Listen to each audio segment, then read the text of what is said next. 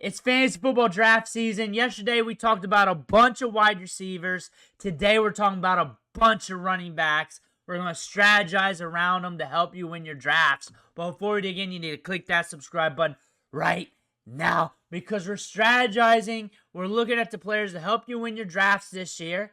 We're going to help you set your lineups, and we're going to help you find those gems off the waiver wire every single day until the season's over. Click that button. Stop missing out. Ric Flair's watching. You do not want to disrespect Ric Flair. Go ahead and do that now. Today we're starting off with James Cook. He caught that bag, so we got to talk about him. I talked about him the other day, and there's a lot to say about James Cook because where we're looking at in ADP right now is going to be different in the next 24 to 48 hours. He's going to jump up the board. The best time to get him was about a couple weeks to a month ago when everybody was hating on him. I hated on him. But the thing about it is there's some efficiency dichotomies versus touchdown scored. That's been nailed to death here. Also, if you want to get him, here's the sell because I'm going to cut you both ways on every single player so you can make your choice because I believe you guys are smart. The sell here is the Bills got a good offense. He's always in position to score those touchdowns. Even if they reduce a little bit, he'll still have a good threshold for you in fantasy football. That's one thing to look at here. And on top of that, if you go wide receiver to start off your draft, because it's not always player good, player bad, it's also how you strategize around your draft. You're looking at him, and you're also looking at where the tiers are thinning out. And you're looking at James Cook on an offense that moves the football. Allen is not always taking the ball up the gut in the red zone anymore. And now you're looking at James Cook here, another season where things could even be more efficient. They were in some weird game scripts last year. There was a game last year where they only had 2 passing plays by halftime. There was another game that was close to like that. They will flow to how the game script is rolling, and he might be even more efficient next year. That's the thing. This year. That could potentially happen. This team can move the football. That is the sell to him. And if I pick up James Cook, the ADP split's so good, I'm also getting Ray Davis just in case. Just in case, because Ray Davis is one of the better backup running backs in the league. There's a lot of good running backs that are sitting there on the bench this year that you need to look at. But if I'm getting James Cook, I'm getting Ray Davis. There were some efficiency dichotomies last year because you're looking at him 25th among running backs in yards created, 33rd yards created per touch, evaded tackles 28th, juke rate 37th, yards per touch is fine at 12th among running backs, true yards per carry 19th, and you're looking at the routes ran only 8.7 a game. I would like more work in the passing game just in case the touchdowns aren't there and just in case we're hitting these efficiency numbers again. 15.7 points per game will drop drastically if you take away half those touchdowns or even a quarter of them. But the Bills can move the football, and they can make James Cook good in fantasy. James Conner, he's steady Eddie. It's been a little bit since I talked about him. We're rising in ADP. That's why I got to talk about him. We're rising up the board. RB19. We were in that round 6 territory on Underdog Fantasy. People are looking at him as a safe asset, and a lot of redrafters are looking at the rookies and they're saying, well, I'd rather go to safer out here with James Conner. And he was very efficient last year. Number 1 in evaded tackles, 11th in yards per touch. He ran a fair amount of routes, 11.8 a game. Nothing crazy, but it was fair. Yards created 6th among running backs. Yards created per touch 6th. Very efficient. Those are signs that he's not slowing down. He's not stalling out. Multiple RB1 weeks last year. We're seeing 7 of those with multiple RB2 weeks. Steady week to week, not bottoming out either. And you can get your here RB round 1. And if you tap out a here RB strategy and you take a James Conner round 5-ish, you're looking good. You're looking good there because you're probably jacked up at wide receiver. Now you got an RB2 with James Conner. And if for some reason you're worried about injuries, Trey Benson looking good in preseason. Double-digit rounds, a good ADP dichotomy now between those two running backs. You got a good handcuff there with 4.3 speed. You could get them both. If something happens to James Conner, you're locked down. You're loaded. But Chase Brown is solid. And he had a ramp up at the end of the season, week 9 to week 17, just cashing out week after week after week. Technically week 8 if you want to throw that in there. RB11. So what I'm seeing here, especially if I'm on the front of the draft or if I'm in the right spot of your draft here, you could potentially go wide receiver, wide receiver. If you're lucky Chase Brown falls to you, you're in good spot. You're in a very good spot. You're in a position where you could probably dominate the league, especially if your players stay healthy. You're in a very good spot where you could potentially take over because you got an RB1 here. That's an RB1. That's a top-tier running back with top-tier production that could help you out. You got him on the cheap compared to those guys being drafted 2 rounds ahead of you, and you got similar production. May not be the same, may not look the same. Bengals are going to be in some shootouts. They use him in the receiving game. He's running 12.7 routes per game, but his target share is in double digits. But he's also getting a lot of carries. He's very explosive in the open field, and it's opened up for him, especially how you're seeing this backfield shake out. And you're also seeing this team only invest in Jamar Chase, T. Higgins, Joe Burrow.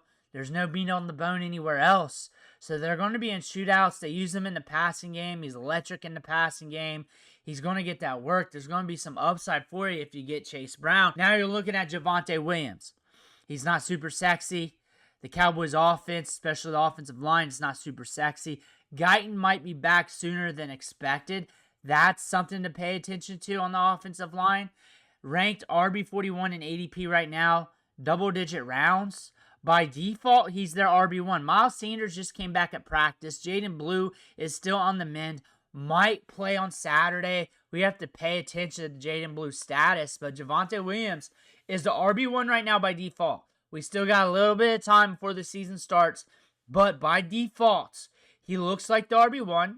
I posted clips from training camp, his recent ones. He's been looking okay. He's been looking good. So if you're interested in the RB1 for Dallas, it's double-digit rounds right now. Right now, by default, he is it. It could change, though. And on top of that, I look for them to bring in multiple running backs in and out of the lineup. That's what I'm meaning. Not off the street, but in and out of the lineup. Maybe a little Miles Sanders, a little Jaden Blue, a little Phil Maffa.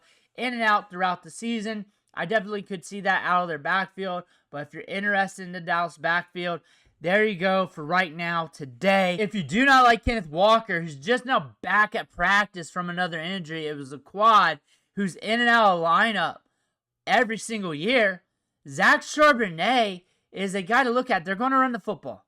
They're going to keep it on the ground. Whenever he does get the opportunity, he cashes. He gets you double-digit fantasy points. He gets work in the passing game. He's reliable. He's safe. He's steady. He's in double-digit rounds. You might be waiting. He might keep you waiting as Kenneth Walker might be healthy for a bit. But Kenneth Walker, ever since his inception in the league, these last couple years, in and out of the lineup. And I've been saying this ever since Zack Charbel has been a rookie, that if you got Kenneth Walker, you get Zack Charbel, because these guys are both in and out of the lineup. But Zack Charbel has at least been a little bit more steady, and he was pretty steady last year. The year prior, not so much. But Zack Charbel, he's solid on the field when given the opportunity. He's efficient. 7th in juke rate, 10th yards created per touch, 28th yards created, because he's not on the field as much as those top backs. But in yards created per touch, he's working with them. Yards per touch, 17th. He's solid. He's efficient. He runs a lot of routes when he's on the field. Zack Charbel in the double-digit rounds if something happens to Kenneth Walker. If you're out on Kenneth Walker, then this is your bet to do, especially at cost. Caleb Johnson. You're in a fork in the road with him because he's looking good on the field, but he's still a rookie, and he also sometimes looks like a rookie on the field. He definitely shows that in pass protection sometimes catching the ball out of the backfield. Sometimes that comes up, and then the talent takes over. He lights your face on fire. But here's my recommendation. If you can't handle a rookie ramp up, he's not your guy. And there's other players to look at in that range, veteran running backs to pay attention to. However, if you understand that it could be a couple weeks to half a season or so before he starts getting meaningful production for you in fantasy, then he's your guy because the upside is a top 12, top 10 running back in the league. Jaylen Warren's going to be the starter. That's what it's looking like right now. But you're seeing the talent come out in practice every day. Sometimes it's here and there. Sometimes it's lightning in the bottle. But it's going to come out sometime this year. You're going to see it. You may have to hold on for a little bit. And I'm going to tell you the story of Devin Achan because people drafted him as a rookie. And they were thinking about dropping him. And a lot of people did drop him. And then, within a few weeks of the year, there was a ramp-up period. But within a few weeks, within the first month or so, he hit, and he hit hard. And there was no looking back. Because they had other running backs on the roster. They did not need to give him bulk of the work. And this happens with a lot of other rookies. But this is the one name that comes to mind. And there's always different stories at play with each one of these running backs or rookies, even at wide receiver. But when you see a talented guy like this, they'll hit somewhere down the line. David Johnson, a name that maybe you don't even remember. His rookie season, he hit in double-digit weeks. But we were holding him tightly, dropping him, picking him back up, dropping him, picking him back up, because we knew, drop of a hat, he's gangbusters. Same situation. If you cannot hold, if you're not married to that, if you're not a patient person, stay away. If you understand what you're getting into here, you know how to play the game here with a Caleb Johnson type asset, you're good to go. You're good to go. You know what you're doing. Now you're looking at Brilen Allen. If you're looking for an upside play that's cheap, here you go. If you're getting Breece Hall, you better get him. Because both those running backs are looking good in camp. They're going to run the ball a lot. They're not going to go air raid with Justin Fields. He looked good in practice. He's had a run of practices where he didn't look so good. You'll hear that from the Jets media. He looked good the last time we looked at him, which was yesterday when we pulled up the clips. Seems like he was all right today. But they're not going to throw it 30, 40 times a game. They're going to try and run it a lot. They're going to use the RPO game. They're going to use both these running backs. They're going to run it with Justin Fields. Fields are going to open these guys up. Brilen Allen is looking explosive, even more explosive than last year. But he was coming on strong last year in training camp. That's why they call these two running backs the killer bees. Breece and Brilen. I hope you understand and get that terminology. But still, this is a running back that's so cheap. I think he's going to climb a little bit in ADP as people talk him up. If I get Breece Hall, I'm definitely making it a point to get Brilen Allen. Shawn Tucker is on the rise. And the strategy with him, and it's a choice, because it's Rachaad White or Shawn Tucker. Rachaad White's right now on the mend from an injury. Shawn Tucker's been looking good. But if you get Bucky Irving and you're thinking about the handcuff, it really depends on who you like between the two running backs, Rachaad White and Shawn Tucker. Shawn Tucker's free right now, not getting drafted. He might get selected in some leagues. If news gets worse on Rachaad White, you might see him creep up in ADP. But if you don't like Rachaad White, or if you got Bucky and you like some of the other players a little bit better in ADP, maybe you get like a Benson or something around that area, and you pick up Shawn Tucker with your last pick, depending on your league format, if it's possible. But you need to pay attention to him, because if Bucky goes down, Shawn Tucker's coming up. If Rachaad White goes down, Shawn Tucker's going up. That's the thing you need to pay attention to about Shawn Tucker. And it's a new coaching staff. There's some changes here. Shawn Tucker might even be a favorite. Might even be more liked going into the season. One of the top running backs in college football fell out of the draft due to a heart condition. Could not play or practice during his rookie season until late July. So that rookie season was scrapped. The next year, they got Rachaad White, who did well the year prior. And then they added Bucky Irving. They didn't know what they had in Shawn Tucker. They weren't even married to him. But he comes in strong week 6 last year. And he's starting to get well noticed with this team. And this is a running back you need to pay attention to. Ollie Gordon. He's made some plays. He's looked good in preseason. He's had some runs. The thing about Ollie Gordon, he's on a tight depth chart right now. Achan should be getting to work. Jalen Wright's in year 2. He is loaded with athleticism. Alexander Madison, we're watching him from afar. This is a loaded depth chart at running back with a lot of upside. Ollie Gordon at one time was one of the top running backs in all of college football. At one time, people were looking at him as being a big day 2 pick, if not a first-round pick. we knew it was going off. Then there was the DUI. Production kind of hit a little bit. But Ollie Gordon, big physical running back. At the Senior Bowl, people looked at him more as like a tight end in size than a running back. This is a big boy, looking good with good vision. Somewhere down the line, you don't even have to draft him. But you got to pay attention through preseason a little bit more because people are starting to get unglued and Ollie Gordon is starting to ramp up. And Tyrone Tracy has been going off. If you're on the fence, Tracy could still go off. He's still dealing with the hamstring. Tracy's explosive. That's the thing about his game. He's good in the passing game. He's a former wide receiver. He's going off. He's been looking electric. We're waiting for him.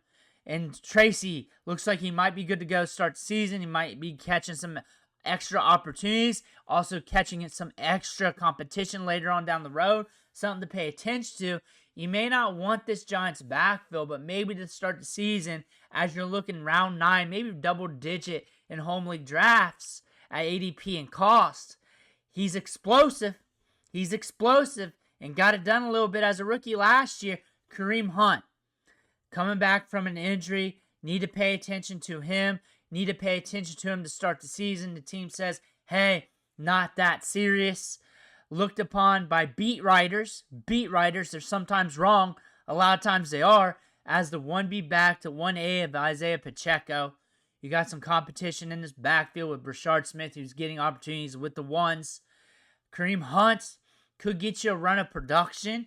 The downside is you look at him, you look at the age, you look at what happened last year, the tail off. Like, you know he's not going to win your league. Like, he's not going to be a top 5 running back. He's not going to explode, get you 30-point weeks, and be that league winner. Maybe down the stretch of given opportunities for like a 3-week run. But I'm talking like a full-on, long-term part of the season league winner for you. You know that's not in the cards. Usually those are younger running backs, ambiguous running backs, year 1 and year 2 that hit that way. You could catch lightning in a bottle for a 3-week span. If you got Pacheco, maybe you like him. If you're in a deeper league, if you're scared of rookies, if you want a veteran who gets you points, here you go. I don't think he's going to win your league. He didn't last year. He got you a few games. He got you a few games where he's hit big time for you. 4 RB1 weeks, tailed off. Maybe you can catch that if something happens to Pacheco. Maybe a good run of 3 or 4 weeks. That's something to look at. But he's cheap. He's on this Chiefs offense. I do like Brashard Smith. David Montgomery. I haven't talked about him in a long time, so I got to bring him up today. He's cheap, round 7 draft capital. If you're going against the rookies, if you're going against the Harveys, the Hendos, the Johnsons of the world, and you want something reliable that's veteran proven, here you go, and he's a little bit cheaper. He's fallen a little bit in ADP because there was a blurb saying that Jahmyr Gibbs was getting a lot of the work in training camp. But he's going to get red zone opportunities. He's going to get work around the goal line. This team moves the football. If it turns out not to be true this season or it reduces, guess what? You didn't pay up for it. You got other running backs on your roster. You did not pay up rounds 3, 4, 5 for him. He's a round 7 running back. So sunk cost isn't there.